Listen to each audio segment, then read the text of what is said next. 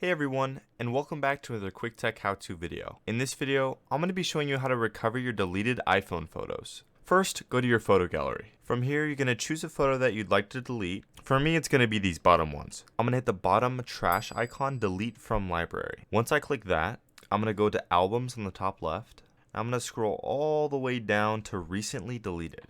From here, you're going to be able to see all the photos that you've deleted in the past, whether they were lost or you just didn't like them. They're all going to end up here in your recently deleted folder. If I did want to recover this photo on the bottom, I'm going to click it and it's going to say recover. You're going to click that, you're going to hit recover, and then it deletes from the recently deleted playlist. You go back to albums, go all the way back to your photo gallery, and there it is on the bottom right again.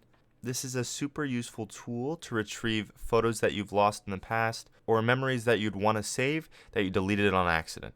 And that's how to recover deleted iPhone photos. Thanks for watching, and don't forget to subscribe down below.